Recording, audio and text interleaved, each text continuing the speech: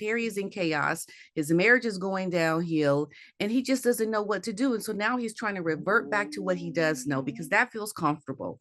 Forget trying to be out here alone, trying to do some new things with Meghan. He's trying to go back to what he knows and what has always been who he is as a prince. And it's a little too late for that now because we're here to remind people no, Harry, not going to happen. Not going to happen. Meghan is ruthless. She will do any and everything to cause a lot of harm to Harry. Breaking today, Prince Harry and Meghan Markle's Hollywood humiliation continues. We've got the inside details as Canadians beg the desperate couple to stay away. Of course, this is because the duplicitous Duke is bidding to destroy Prince William's perfect royal tour. Look at these very emotional pictures for him standing in some of the spots in Brazil that his mother had previously visited. So, P. Dinah, I'm going to do something different today. I think what Harry has done is so cynical and so desperate. I'm actually going to have a 24-hour blackout on pictures of his royal visit from Canada. Okay, I don't even want to look at them because the thing is, P. Dinah, he is specifically doing this to ambush his brother, to destroy his brother's trip. And for once, I'm not going to play into his hands. Absolutely. For me, I look at what has happened in the past and where he tried to be transparent about sharing his calendar. He knows that he can do things to ambush other royals. And Harry is showing us clearly that he is not welcome back. He is on the outs and he is not happy about it. He's acting like a man child and wanting to retaliate. And that's the only reason why he is doing this. And I think that is a really good idea because, this is just Harry acting out and not really coming forth in a good way to support his brother, but clearly with clear intention trying to sabotage him. That right there is just vindictive. It's mean. And it just makes you look very petty. Totally. He looks like he's a very petty child. He does. But the thing is, P. Dinah, it is actually all he's got left because the negative headlines that are spewing out of America at exactly the same time, by the way, that William is receiving the strongest praise for actually turning around the international reputation of the royal family single-handedly after a fortnight of devastating headlines given the Andrew Mountbatten Windsor scandal. Yet this is all Harry and Meghan can manage. Page 6 of the New York Post, a publication that they have spent some time attempting to win over, revealing devastating details about exactly what's going on in terms of their relationship in Hollywood. P. Dinah, I just want to share you some of the details. They write, is the Hollywood show over for the Duke and Duchess of Sussex? A Hollywood source tells Page 6 that when it comes to Meghan Markle and Prince Harry, there is not only no appetite left for them in LA, but they've also worn through any goodwill they had. Another source tells us, so this is a deeply sourced expose, people are sick of them. The act has gotten stale. They're just hopeless in professional settings. And then we get some colour, P. Dinah. This one doesn't surprise me because, of course, we heard it in the past from Spotify executives. But they write, we're told Harry even allegedly showed up late to a Netflix meeting and then asked an executive, so not an assistant, not a runner, not a courtier that he's used to, an executive who's paying his wages for a cup of hot chocolate. This is apparently his go-to beverage of choice. The story echoes a similar claim made by a Spotify employee who told Vanity Fair that Harry asked for the same drink, but there was none in the office, so employees scrambled to obtain some. Then on Meghan Markle, these Hollywood sources tell the New York Post she's convinced she's smarter than everyone and dismissive. Another source tells us that Meghan is the one in the couple who controls everything. So, P. Dinah, I mean, on the day that Harry's attempting to overshadow William's South American visit, actually his own visit to Canada, overshadowed by more damning headlines, about how his Hollywood career is effectively at an end. It is over. What are they going to do now? I mean, Harry is in a position like what you said. What does he have left? He doesn't really have any opportunities where he's at now. It's very interesting that people are speaking their truth about Harry and Meghan, and they're just really vile, nasty creatures who really don't want to do right. They don't know how to do right because they feel so entitled.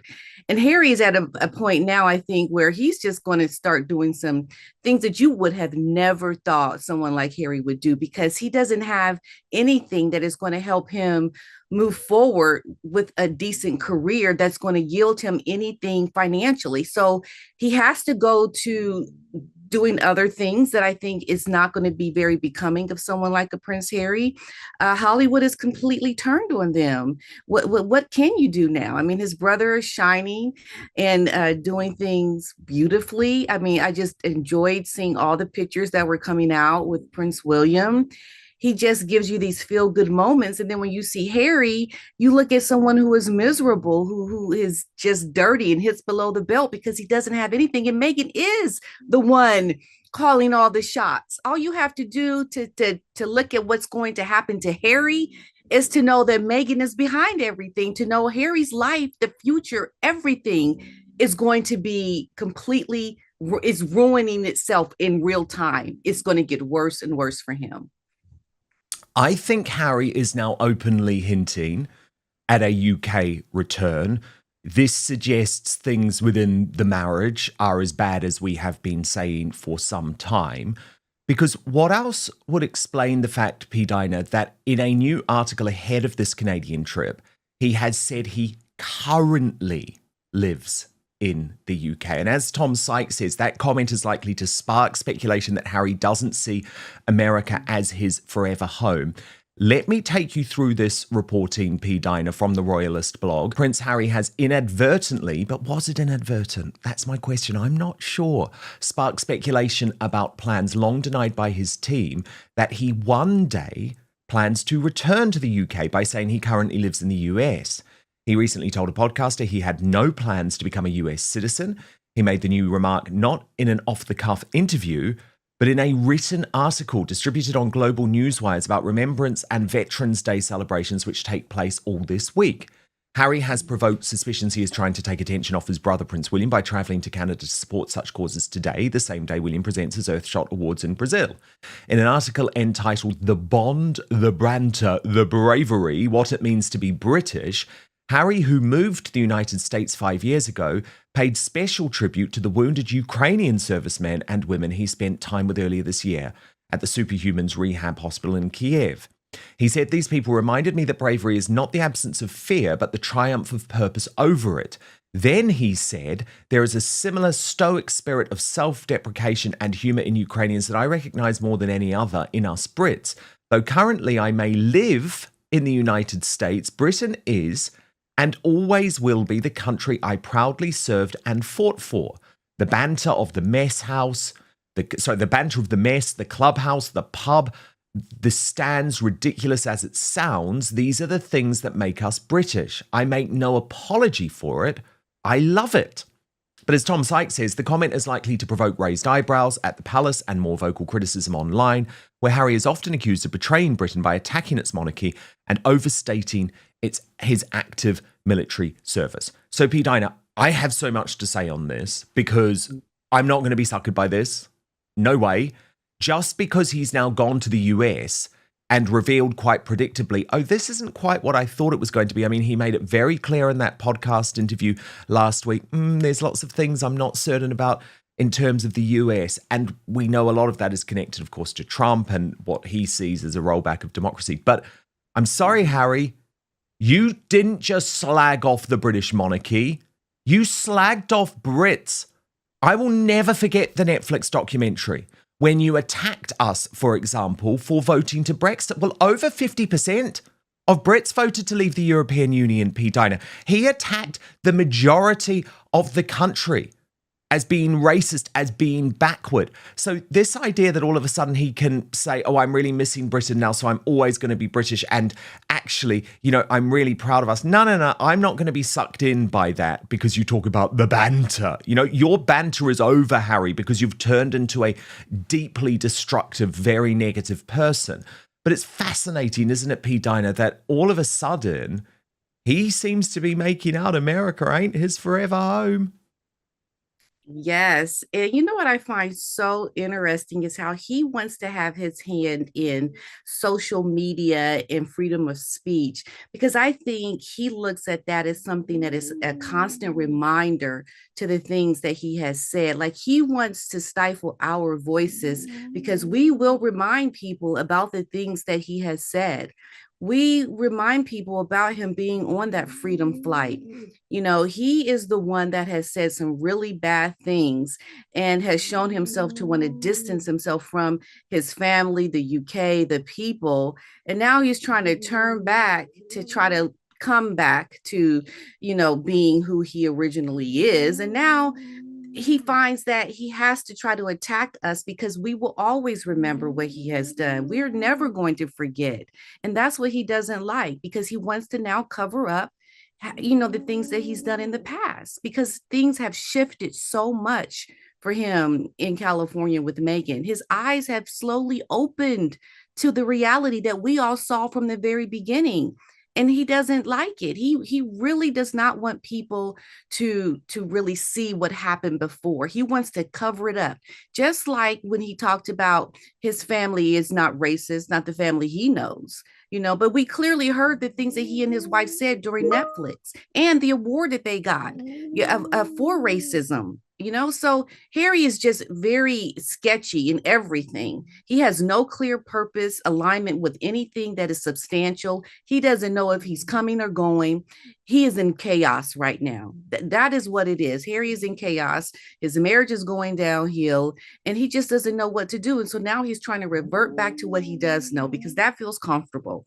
Forget trying to be out here alone, trying to do some new things with Meghan. He's trying to go back to what he knows and what has always been who he is as a prince. And it's a little too late for that now, because we're here to remind people, no, Harry, not going to happen. Not going to happen. Totally. And P. Diner, the problem is everyone's turning. I mean, even the Canadians, obviously I'm doing this blackout today, but even the Canadians don't want him there. Look at this headline. Furious Canadians turn on Prince Harry as he announces Toronto visit, days after supporting the Dodgers at the World Series, which was again a decision that Meghan Markle forced him to do. And as the Royal News Network posted, apparently no one wants Prince Harry in Canada, and I can't blame them. All he had to do was not cosplay as a Dodger fan with his wife for PR.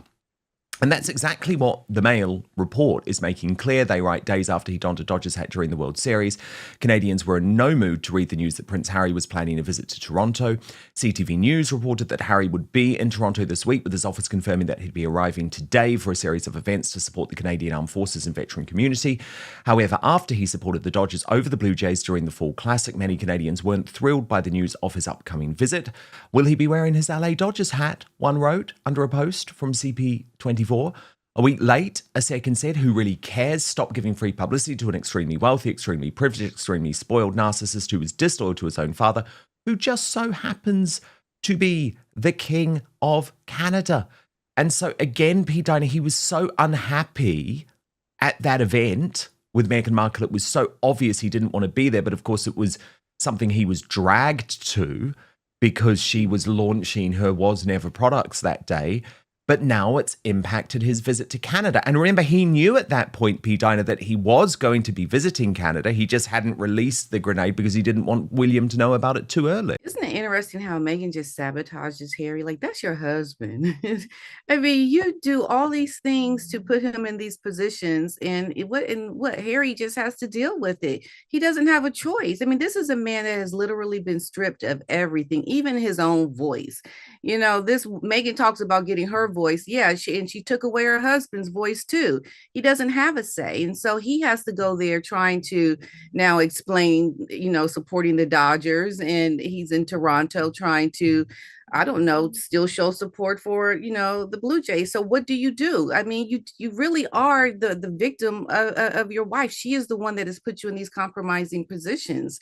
I mean, it's really quite sad to see Harry go through these things alone, essentially. I mean, Meghan doesn't care. And it's going to absolutely, I think, get worse when there is more divide between them, because when these little things are starting to happen, they are definitely insight into what will happen when it becomes a lot more serious. And you can see Meghan will is ruthless. She will do any and everything to cause a lot of harm to Harry. These little things really are the future of big things, is how I see it.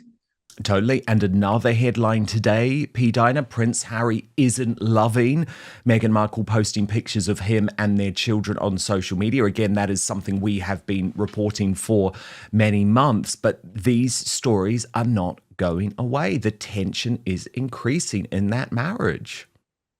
Yeah. What can Harry do at this point? I think he really needs to start putting his foot down in a way that shows that he is not going to tolerate it, because Meghan is nothing without Harry. Really, she's nothing without him. But it's interesting that he feels like he can't say or do anything. I mean, we hear about these reports in the media. Well, what are you saying to your wife at home in real time? I mean, what you talk about how you don't like these things to the press, but you don't have the courage to say it directly to your wife. I mean, that says so much, that you are, having these gripes that we hear about in the press, but your wife is not being told these things by you. That is very revealing. This man has been compromised. I think he is lost in a very big way. And I can only imagine what that means for the royal family, because of their connection really still to Harry. I mean, he's still the prince, he's still on the website.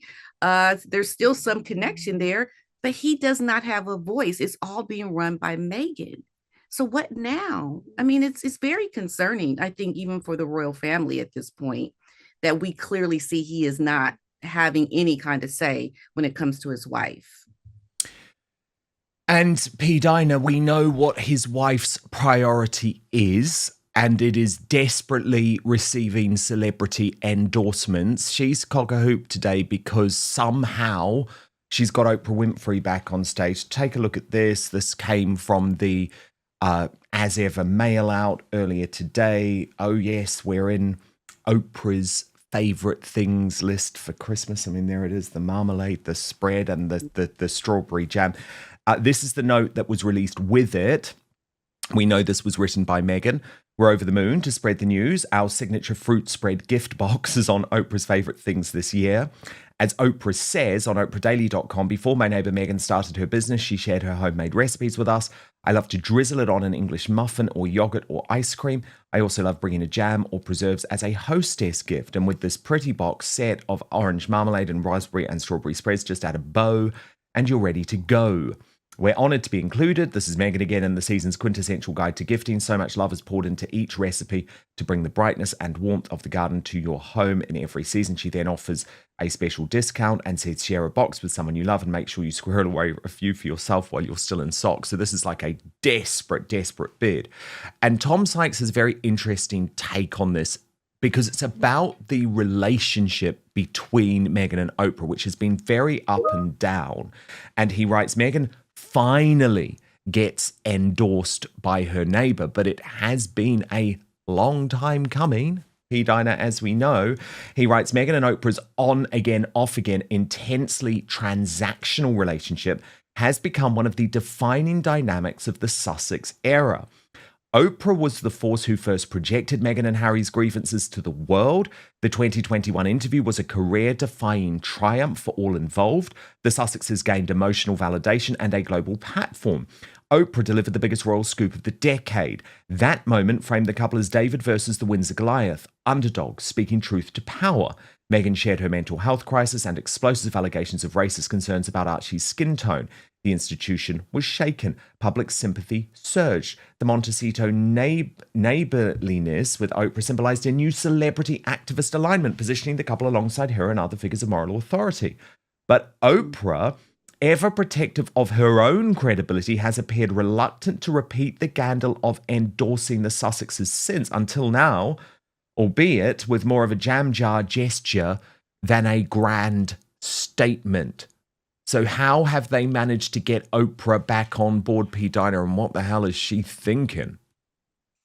Well, perhaps maybe Meghan has promised Oprah something, an exclusive, maybe. I think there's definitely something in it for Oprah. She's not going to just do that without getting something out of it. To me, it looks like what the article is saying, transactional relationship that they have. And we'll just have to wait and see what that might be. But you just don't, I think, get on with Oprah like this when in the past it's been very sketchy, and to now see Oprah on board, to me, shows that something may have transpired where Oprah is going to be getting some kind of exclusive or something for doing this. I can't imagine that that really is one of her favorite things, honestly, because usually Oprah's favorite things are really unique, quirky things that are really high quality, very um on the higher end of things that you would never normally buy. And to me, Megan's jam, whatever, just seems so ordinary and plain. It doesn't seem like it could be a favorite thing. I mean, really, jam, Oprah? Yeah, to me, Come on, this if there's anyone is buying you those overpriced marmalades as your Christmas gift, wasting about $65 in the process, you're not going to be thanking Oprah. Seriously, no yeah. one's happy with that. No one is happy with that. So what Oprah has done yet again is put her own credibility on the line. Uh, P. Dinah, I did want to return to William in Brazil because, of course, he delivered quite a major speech overnight. Watch this. Tonight, we've heard powerful voices from Indigenous leaders and government ministers to corporate CEOs and environmental crime experts. Each speech shows us that even in the face of immense challenge, optimism remains. The commitments they announced here today serve to remind us not only of the urgency with which we need to act, but also of the opportunities that lie ahead. We all know that we face a nature crisis, with global biodiversity decreasing, climate change accelerating, and environmental crime fueling ecological decline. As we've heard this evening, environmental crime is now one of the most profitable and damaging forms of transnational crime. In the past year alone, over 1.7 million hectares of the Amazon were cleared across this region, much of which is driven by illicit activity. P. Dinah, how is this trip going down in America? Well, for us here, we are very much aligned with Prince William. I don't find anything negative about Prince William and the work that he is doing. He really represents the crown beautifully here. And the work that he is doing is very substantial, I think, and it speaks to people. They take William very seriously. I mean, he's known all around the world. He gets so many people to come out and support him, and we just love him, his family, and we're excited about the work that he is doing. He had the Earthshot Prize Awards in Boston here in 2022 that I went to, and he was beloved by so many people. It was so many people outside cheering William and Catherine on. We just love William, and of course Catherine's not with him this time, but it's just really great to see. And the work that he is doing is very meaningful, and it speaks to a lot of people, and he does it in such a classy way. The way he supports his initiatives, they come off very genuine and thought-provoking, and he just seems like a very caring, almost an image of his mother. He just has that feeling, that vibe that has transcended through from his mother, and we like it. Yeah. And it has been a difficult day for William and Catherine too, with the news that one of their former university acquaintances, Ben Duncan, who actually became a high society figure here in the UK after his appearance on the Big Brother reality show, plunged 100 feet to his death from the rooftop bar at an iconic London hotel, the Trafalgar Hotel. I mean, that goes for £1,000 a night. This was just such sad news, P. Dinah. Oh my goodness. Yes, it's so sad. It seems like there's something amiss with that. I just don't see how that happens. I mean, he was at a bar, so maybe there was alcohol involved. I don't know, but very, very sad to see such a young person with their whole life ahead of them to die so senselessly. That is very shocking to see something like that happen.